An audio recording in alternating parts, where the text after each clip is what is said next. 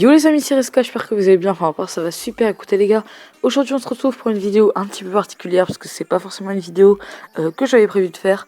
Donc à l'heure où je tourne cette vidéo, on est vendredi 13 mai et hier Didier Deschamps a donné sa liste à la télé en direct, a donné sa liste des 23 joueurs qu'il a sélectionnés pour l'Euro 2016 et c'est vrai que cette liste fait un petit peu débat, enfin même un petit peu beaucoup concernant les joueurs qu'il a choisis. Donc moi je me suis dit que bon, je pouvais vous donner mon avis en vidéo, ça serait pas mal plutôt que de le garder pour moi.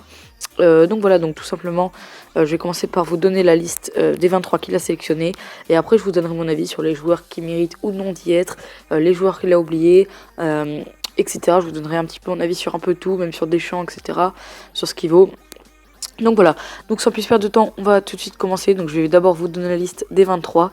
Donc en gardien, il a choisi Benoît Costil, Hugo Lloris, Steve Mandanda. Défenseur, Lucas Digne, Patrice Evra, Christophe Jallet, Laurent Koscielny, Eliakim Mangala, Jérémy Mathieu, Bakary Sagna et Raphaël Varane. Milieu de terrain, Yohan Cabaye, Lassana Diarra, N'Golo Kanté, Blaise Matuidi, Paul Pogba et Moussa Sissoko. Et attaquant, Kingsley Coman, André-Pierre Gignac, Olivier Giroud, Antoine Griezmann, Anthony Martial et Dimitri Payet. Et il a aussi fait une liste de réservistes, mais bon, qui ont très très peu de chances de jouer, et c'est un peu ça qui fait débat. Donc dans les réservistes, il a mis Alphonse Areola, Ben Arfa, Gamero, Lacazette, Rabiot, Schneiderlin, Sidibé et Umtiti. Donc voilà toute la liste complète. Donc ça fait vraiment un petit peu débat dans le sens où il a mis beaucoup de joueurs réservistes qui auraient largement eu leur place dans les remplaçants ou les titulaires directement même.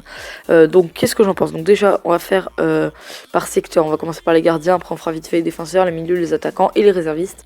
Donc au niveau des gardiens, donc il a choisi Benoît Costil, Hugo Lloris et Steve Mandanda. Donc évidemment là pour moi il y a un truc qui va pas déjà, donc il a pris Benoît Costil. Donc je vais pas dire qu'il a rien à faire là parce que c'est vrai que je suis pas non plus la saison de Rennes, enfin je regarde les résultats et tout ça, mais je vais pas je vais pas au stade, j'habite pas à Rennes tout simplement, je regarde pas les matchs, etc. Donc je peux pas dire, mais bon, il a fait quand même une plutôt bonne saison. Mais pour moi, troisième gardien, vu qu'il y a de fortes chances pour qu'il joue pas, enfin c'est presque impossible qu'il joue. Pour moi, il aurait fallu mettre un jeune, donc pour moi, j'aurais mis Alphonse Areola directement. Voilà, tout simplement, parce qu'il y avait personne d'autre à mettre, à part Alphonse Areola évidemment. Vu la saison qu'il fait, franchement, ça aurait été, même s'il jouait pas, pardon, ça aurait quand même été de la reconnaissance pour lui, parce que voilà, pour lui faire engranger un peu d'expérience, etc. Donc voilà, pour moi j'aurais mis Alphonse Areola. Ensuite, oui bon, après Lloris Mandanda c'est logique. Donc après les défenseurs, donc il a pris Lucas Digne, Evra, Jallet, Koscielny, Mangala, Mathieu, Sagna et Varane. Donc on va commencer par les latéraux. Donc là par contre c'est là où il y a vraiment le plus de problèmes. Déjà à gauche il a pris Patrice Evra, Lucas Digne. J'ai rien contre ces joueurs, mais Lucas Digne c'est pas possible. Excusez-moi, mais quand vous regardez les matchs, même les matchs amicaux, tout ça, à chaque fois qu'il touche la balle, il est pas serein, il fait des mauvaises relances, il fait des fautes inutiles et bêtes qui coûtent parfois des buts et puis des actions dangereuses. Il est jamais serein quand il a la balle. Donc voilà, pour moi, je n'adhère pas du tout. Même avec la Roma, il est pas du tout exceptionnel. Donc voilà, donc pour moi, Lucas Digne c'est une erreur. Donc Evra encore oui, parce qu'il nous faut quand même des joueurs d'expérience. Et lui, il a cette expérience-là justement. Donc Evra oui, je suis d'accord à la limite. Mais par contre, à la place de Lucas Digne, j'aurais bien vu à la limite un Tremoulinas, un Kurzawa, mais surtout un Sidibé évidemment. Vu la saison monstrueuse qu'il fait avec Lille, j'ai eu plusieurs matchs de lui. Bon, je suis pas pour Lille, hein, mais j'ai vu certains matchs, etc. où il était vraiment très très bon. Notamment la finale de Coupe de France, pardon. Non, je crois que c'est Coupe de la Ligue, je sais plus. Contre le PSG. Bon, ils ont perdu 2-1. Mais voilà, donc lui, il avait fait vraiment une très très bonne prestation. Donc pour moi, je mettrais plus un Sidibé. Voir si Deschamps veut pas vraiment le mettre parce qu'il a aucune expérience. Limite, mettre Tremoulinas ou Kurzawa. Voilà, dans tous les cas, mettre un des deux, mais pas mettre Lucas Digne. Après à droite il a pris Jallet, Sagna, ouais c'est basique, hein. De toute façon Debuchy est blessé et puis même je peux vous en parler parce que je suis supporter des Girondins, je vais au stade etc. et je regarde tous les matchs. C'est vrai que pour moi il a pas le niveau de l'Euro quand je le vois jouer. Il est bon évidemment, ça reste un très très bon joueur. Mais pour moi, puis là il s'est reblessé, etc. Pour moi, Jallet et Sagna méritent un peu plus. Bon, même si Sagna il sait toujours pas faire un centre depuis le temps qu'il est en équipe de France. Enfin bref, donc c'est vrai que quand même les latéraux, c'est vraiment le point faible, que ce soit à gauche ou à droite, c'est vraiment le point faible de l'équipe de France. C'est là où il y a le moins de joueurs évidemment disponibles. Mais c'est pour ça, pour moi, il n'y a vraiment aucun titulaire dans la défense, enfin dans les latéraux je veux dire. Donc Deschamps aurait pu faire tourner quand même, mettre des Kurzawa, etc. Ça aurait pas été trop demandé. Donc voilà. Donc après en défenseur central, il a pris Mangala et Mathieu avec Koscielny et Varane, donc évidemment. Donc Koscielny et Varane, il n'y a rien à dire, c'est logique. Et après Mangala, Mathieu, pour moi, ça va pas. Déjà Mangala, on va commencer par lui. Je sais pas si vous voyez les matchs de l'équipe de France quand il joue, enfin quand il jouait, parce que depuis il a plus été sélectionné. Le nombre de déchets techniques qu'il a, c'est impressionnant. Il est très très mauvais techniquement. À la relance, c'est pas ça du tout. Il est en panique dès qu'il a la balle. Enfin voilà, il a vraiment beaucoup de déchets techniques. Il fait des erreurs énormes que même moi je ferais pas. Enfin ouais, donc voilà, pour moi, Mangala n'a pas le niveau pour l'équipe de France et encore moins pour l'Euro. Encore, ce serait des matchs amicaux à la limite, mais bon, là c'est quand même on parle quand même de l'Euro. Et après, Jérémy Mathieu, c'est un peu pareil. Ça a été un très très bon défenseur, hein, faut pas dire. Mais il s'est blessé vraiment très très longuement là, cette saison. Il vient à peine de revenir avec le Barça et encore il n'a pas rejoué. Donc voilà, donc pour moi Mathieu, je pense pas qu'il va retrouver assez vite un bon niveau. Donc pour moi c'est un peu con de l'avoir mis. Après c'est vrai qu'il a quand même été, enfin Deschamps il a quand même été privé de Mamadou Sakho, pardon, je cherchais le nom, qui a été suspendu pour affaire de dopage, et de Aymeric Laporte aussi qui s'est blessé. Donc évidemment c'est quand même moins facile. Mais pour moi un Umtiti qu'il a mis dans les réservistes mériterait. Moi, je mettrais Umtiti à la place, par exemple, de Mangala, enfin, vraiment, Umtiti fait vraiment une super saison. Et à la place de Mathieu, je pourrais mettre, par exemple, à la limite, un Loïc Perrin, franchement, qui est vraiment très très bon avec Saint-Etienne aussi. Pour moi, il mériterait autant que Jérémy Mathieu, sachant qu'il a été blessé toute la saison. Donc voilà, donc pour moi, Mathieu Mangala, c'est pas possible. J'aurais mis un Umtiti, après voir un Mathieu, mais voir un Perrin. Mais bon, à la limite, si vous voulez pas changer, j'aurais pris Mangala et Umtiti, mais j'aurais pas pris Mathieu. Donc voilà. Donc ensuite, les milieux de terrain. Donc il a pris Cabaye, Diarra, Kanté, Matuidi, Pogba et Sissoko. Donc là, évidemment, ça coince aussi. Diarra, Kanté, Matuidi, Pogba, pas de soucis, ils font tous de super saisons. Mais Sissoko, Cabaye, les gars, c'est pas possible. Les deux vont être relégués. Ah non, Crystal Palace, je crois pas qu'ils sont relégués. Oh, je suis pas sûr en fait. Mais donc déjà, Sissoko.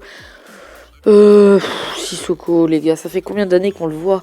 Faudrait peut-être un peu faire bouger les choses, parce qu'à part Kanté, qui qu'on a appris que vraiment a fait une super saison, et quelle révélation on a pris dans le groupe. En fait, c'est ça le problème avec Deschamps. Donc genre, je reviendrai en fin de vidéo, sinon je vais trop m'étaler. Donc oui, pour moi, Sissoko, c'est pas qu'il mérite pas, mais comment dire, il va jouer en D2 anglaise l'année prochaine.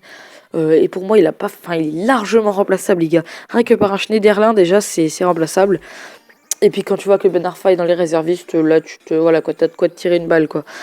Sissoko, donc pour moi il est largement remplaçable, il n'aurait pas fallu le prendre, ça aurait fait une place en plus. Et Cabaye c'est pareil, Cabaye, ça fait combien d'années qu'on le voit, qui fait des prestations moyennes, mitigées, etc. Il serait temps de faire tourner un petit peu. En fait c'est ça que je reproche à Deschamps, c'est que tu prends tout le temps les mêmes quoi. Donc voilà, Cabaye, Sissoko, pour moi, faut les bouger. Il faut mettre des Ben Arfa, des Schneiderlin, voilà, même des milieux un peu moins connus. Deschamps, c'est un peu son rôle hein, de trouver des bons joueurs. Enfin, des joueurs jeunes, etc., prometteurs. Donc il faudrait qu'il fasse un peu tourner. Et après, les attaquants. Donc il a pris Coman, Gignac, Giroud, Griezmann, Martial, Payet. Donc là aussi, ça coince, évidemment. Donc Coman pour moi, voilà, j'aurais pris pareil, même si je le fais pas jouer, même s'il est remplaçant et qu'il va jouer qu'un petit peu, je l'aurais pris parce qu'il fait une très très bonne saison avec le Bayern, il n'y a rien à dire. Gignac, j'ai beau ne pas l'aimer, il est quand même très très bon, enfin très très bon, pas abusé non plus, mais il est quand même bon avec l'équipe de France et puis avec les Tigres là au Mexique. Donc Gignac, pour moi, il n'y a pas trop de discussion. Giroud, alors là les gars, Giroud les gars, Olivier Giroud, c'est vraiment un truc de malade les gars. Olivier Giroud, si vous voulez voir les statistiques, Olivier Giroud, c'est 5 buts en 2016 pour un attaquant. Et on est en mai, ça fait janvier, février, mars, avril, mai. Donc ça fait 5 mois, les gars, il a mis un but par mois, quoi, en gros. Avec Arsenal, je crois que ça fait plus de 800 minutes qu'il a pas marqué, quelque chose comme ça. Il est remplaçant Arsenal alors qu'il y a des Welbeck sur le terrain qui sont là, enfin, qui peuvent largement se faire prendre leur place. Donc voilà, donc Giroud, les gars, c'est une catastrophe. Qu'on vienne pas me dire, oui, il est bon de la tête, il est bon avec l'équipe de France. Les gars, Giroud, il est mauvais, c'est tout. C'est même pas discutable. Giroud, il est juste bon de la tête et encore, c'est tout. Sinon, il fait rien du tout sur le terrain. Ensuite, Griezmann, Griezmann, il n'y a rien à dire. Franchement, ça va être le joueur, à mon avis, qui va nous emmener loin. Dans cet Euro, ça va être le joueur clé, évidemment. Il fait une saison monstrueuse, tout simplement. Je pense que c'est la meilleure de sa carrière pour le moment. Avec l'Atlético, voilà, ils sont en finale de la Champions League. Ils ont sorti le Bayern, ils ont sorti le Barça, voilà, rien à dire. Griezmann a mis un doublé contre le Barça, il a marqué contre le Bayern. Il n'y a rien d'autre à dire, les stats parlent d'Edmel, il est monstrueux, tout simplement. Après, Martial, moi aussi, je l'aurais pris aussi. pour lui faire engranger un peu de temps de jeu, etc. Et puis il est quand même bon, il est quand même très important aussi avec United, donc il est vraiment très très bon, je l'aurais pris aussi. Et Payet évidemment je l'aurais pris aussi pour sa saison à West Ham. Donc voilà, donc bon bah il y a à peu près pardon partout des choses à changer. Donc après les réservistes, il a pris Areola, Ben Arfa, Gamero, Lacazette, Rabiot, Schneiderlin, Sidibé et Umtiti. Donc pour moi c'est complètement con, parce que pour moi les réservistes mériteraient d'être échangés avec les remplaçants limite. Parce que pour moi déjà Areola je l'aurais mis à la place de Costil, Ben Arfa je l'aurais mis à la place de Sissoko ou de Cabaye par exemple, Gamero je l'aurais mis à la place de Giroud directement, il n'y a même pas de question. Lacazette, ouais, Lacazette à la limite ça se discute, peut-être à la place de Martial, il faut voir. Rabiot je pense que je l'aurais pas mis. Ou alors à la place de Cabaye, ou Schneiderlin justement, enfin un des deux j'en aurais mis. Sidibé j'aurais mis directement à la place de Digne, et Umtiti je l'aurais mis à la place de Mathieu ou de Mangala.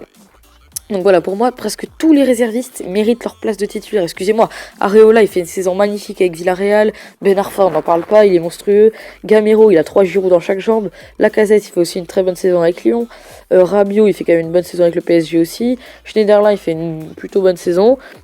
Sidibé il fait une énorme saison, et Umtiti fait une excellente saison aussi. Donc voilà, donc vous voyez, enfin clairement il n'y a pas photo pour moi. Presque tous les réservistes mériteraient d'être au moins dans les remplaçants, voire titulaires pour certains, pardon, comme Ben Arfa ou Gamero. Enfin bref, donc voilà, donc dites-moi ce que vous en pensez vous dans les commentaires. J'aimerais bien faire un petit débat sur ça.